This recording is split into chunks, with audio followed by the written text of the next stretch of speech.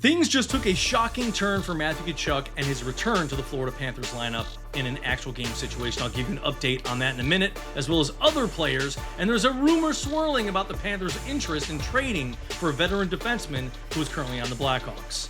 Guys, thank you so much for joining me on this episode of Panthers Digest. I'm your host, Greg Andrews. Subscribe, like, comment, share, hype up this video. Help me get to 4,000 subs. I appreciate all of your support. Let's dive right into this, guys.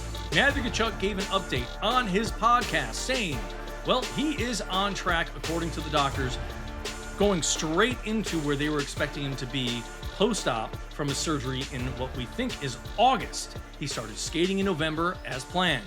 And now he said he's supposed to return to full practicing. I mean, shooting, contact, game situations, all of that after Christmas. And here we are 2 days later. He did not participate in morning skate today. So I'm not going to tell you, like everyone else is telling you, his return is going to be likely at the Winter Classic. I'm not ruling it out completely. Maybe he does show up and he's on the bench getting limited minutes on that fourth line, but we will see. But out of an abundance of caution, I would expect the Panthers to probably be more in the position of saying, we're not just going to give him a few days of practice and then put him in a lineup and put him on the ice playing against an NHL team, because playing against your teammates is not the same thing as playing against an NHL team like the Rangers, the Canadiens, the Tampa Bay Lightning, or any other team in the NHL, because they're going to be coming at him, banging him on the body as hard as they can, pushing him up against the glass, pinching him, doing all the things that they normally do. Nothing will change out of what they do on a day in, day out basis in an NHL game.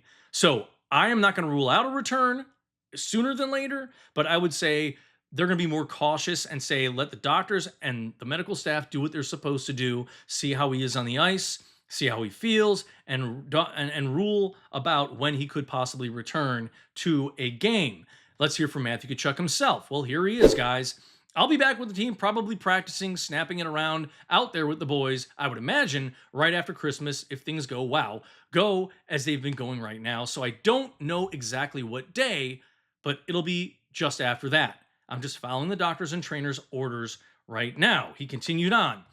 So when they say I can come back with the boys, I'm back with the boys. When they say I can take some contact to get drilled, I can't wait to get drilled in practice by Meeksy or Aki or someone like that for the first time. Like, it's been too long. Game 6. When was Game 6? Mid-June? Like, I need to hit somebody and I need to get crushed in practice. So with all of those things said, he's eager to get on the ice. Obviously, he wants to play with his teammates. The best thing I can tell you about Matthew Tkachuk, and I'm going to pull up the next stat here about all these other guys, is he's eager to get out there. The thing I love about NHL players is I believe they are the hardest working players in any professional sport when it comes to getting injured, working towards a return. These guys will take a puck to the face, get 30 stitches, come back the same game, and keep playing for their team. That's what this whole thing is about in the NHL, playing for your team. It's not like the NBA where a guy gets a hangnail and they probably take him out of the lineup.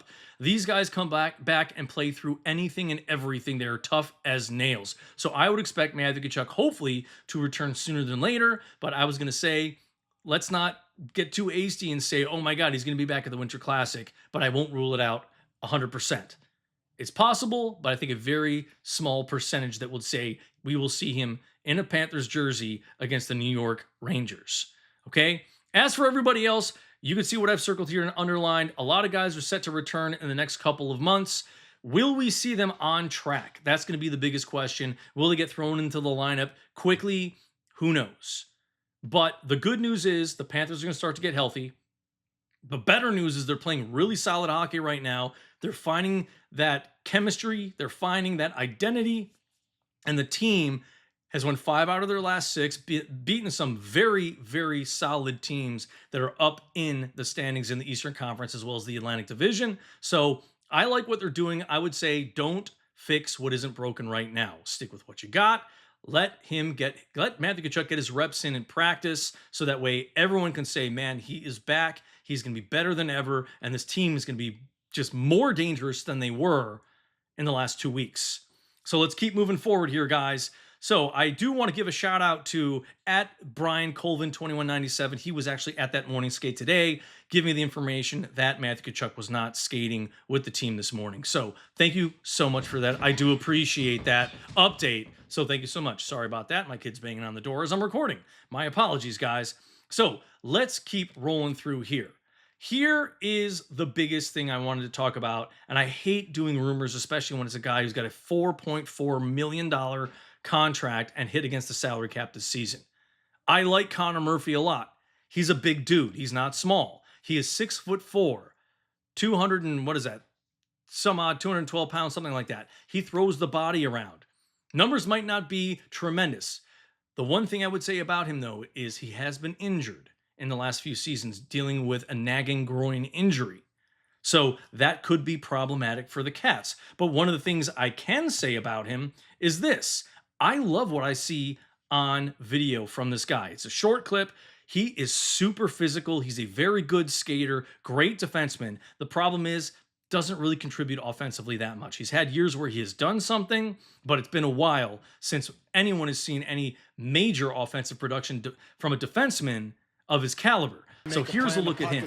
He loves to lay the body on some of the best in the league, and he's not scared to do it. He would be a full line where Como keeps it. Cogliano, and he turned right into good shot block. Egress run over by Murphy. He just shot, and a big hitter, as you can see there. And he has the ability to be very smart when the puck is on the tape.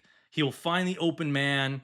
And the problems with him are he does like the scoring, like I said, that efficiency in the offensive production category. He does have the groin issues and his age at 32 years old. He's getting up there, guys. So we're going to keep rolling here. There he is. Here are some of his numbers on this season and compared to his last over a decade of playing in the NHL.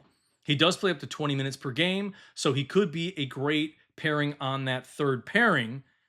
But the question is, who would you get rid of? Again, I'm not saying this is going to happen. It's speculation. It's a rumor. I just like tackling these things and say he could be a great contributor defensively because I think he could be better than Petrie. But who can we get rid of? How can you take on, not the 4.4 million, because obviously if you're getting him towards the trade deadline or anywhere near the next couple of months, how much of that cap is Chicago willing to eat up? And then how much do we have to take that will hit our cap? Because right now, with everybody starting to return from injury, we have to start worrying about the cap. And Bill Zito and company, they're going to have to try to figure out where are they going to cut the fat, who are they going to send down to the AHL, who might they have to waive, so on and so forth. And right now, I think they're around $5 or $6 million over the cap. If I'm wrong on that, I do apologize. I don't have the numbers in front of me, but that is a major issue for this Cats team right now. And they're playing great hockey, so it's going to be really hard to see some of these guys go, but that's for another discussion later down the line. So let's keep going here, guys. Sorry, that was from yesterday's thing. So let's keep going really quickly just to finish out right now.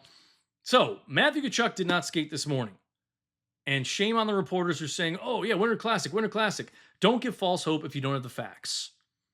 State the facts. That's what our job is supposed to be. State the facts. If you want to give a little bit of, oh, yeah, maybe this, and, should have, would have, could have, what if scenarios, okay, great. But right now, with a player who's set to return, don't give a definitive date if you're not hearing it from the organization, from the player themselves, because you know what? You're going to be misleading a lot of people. And right now, I don't want to speculate. I'm just saying I'm not ruling out a return for the Winter Classic. I'm also not ruling out a later return. But I just don't think it's plausible for the Cats team to put him in action so quickly with under a week's worth of practice. And if they're willing to take the risk and give him 4 or 5 minutes just to see how he plays, maybe. But right now, he hasn't even skated yet in the month of December. And with 4 days left to go, technically 3 practices left in the month of December, 5 days until their game for the Winter Classic, it remains to be seen.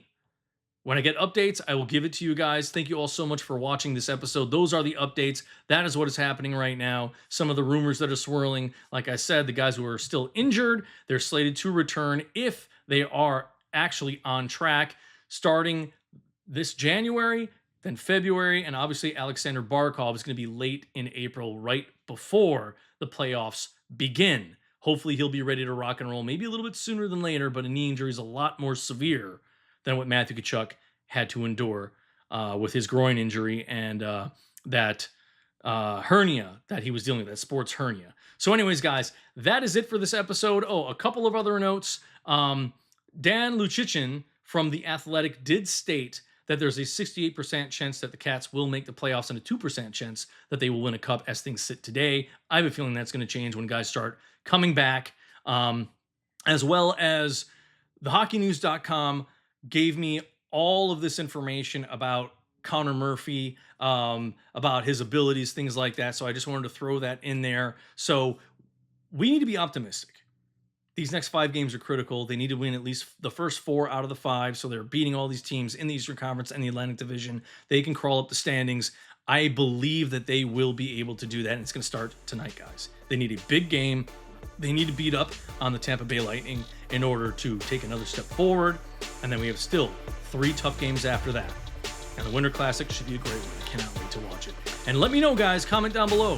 What game would you like to see me do a live feed for and give you my comments as I'm watching the game? Obviously, it's going to be long. You guys can watch it with me. Put your comments in the comment section as we are watching. And I'll read some of those and make some comments during the intermissions. So thank you guys so much for your support. I do appreciate all of it. Again, like, subscribe, comment, share, hype up the video. Let's get to 4,000 subs. Again, thank you all so much. Enjoy the game tonight, 7 p.m. Tampa Bay. Go Cats.